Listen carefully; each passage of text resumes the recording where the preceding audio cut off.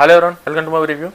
చిక్రీ చిక్రీ song ఏదైతే ఉందో అసలు రిలీజ్ కాగానే వేరే లెవెల్ అయిందనుకుంటే ఇప్పుడు ఇంటర్నేషనల్ లెవెల్లో జర్మనీ, ఫ్రాన్స్, కొరియన్ అందరూ కూడా ఆ రీల్స్ ఏవైతే చేస్తారో లాంగ్వేజ్తో సంబంధం లేకుండా ప్రతి ఒక్కరూ అదే సాంగ్ మీద పడ్డారు.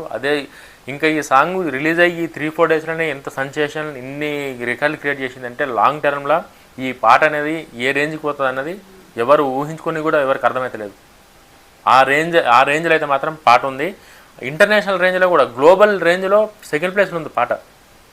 గ్లోబల్ రేంజ్లో పాట సెకండ్ ప్లేస్లో ఉందంటే అసలు ఎవరైనా ఎక్స్పెక్ట్ చేశారా? ఈ రేంజ్లో ఒక పెద్దనే మూవీ ఉంటుంది, దానిలో బుచ్చిబాబు గారి చిక్రీ చిక్రీ సాంగ్ రిలీజ్ చేస్తారు. రిలీజ్ చేస్తే ఈ రేంజ్లో అవుట్పుట్ వస్తుంది ఎవరైనా ఎక్స్పెక్ట్ చేశారా? బుచ్చిబాబు గారికి క్లారిటీ ఉంది ఫస్ట్ నుంచి. ఆయన ఏదైతే మాట్లాడుతుందో పెద్ద గురించి, ఆయన కమిట్మెంట్ ఏదైతే ఉందో అదే దాన్ని ఉన్నాడు.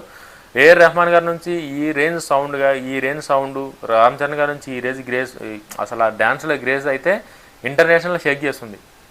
చరణ్ అన్న ఫ్యాన్సే కాదు, ఇంటర్నేషనల్ ఫ్యాన్స్ కూడా చరణ్కి అయితే ఈ సినిమాతోని షేక్ చేసి పడేస్తుంది ఒక్కొక్కరిని. జై హింద్. ఛానల్ కూడా సబ్స్క్రైబ్ చేసుకోవాలి.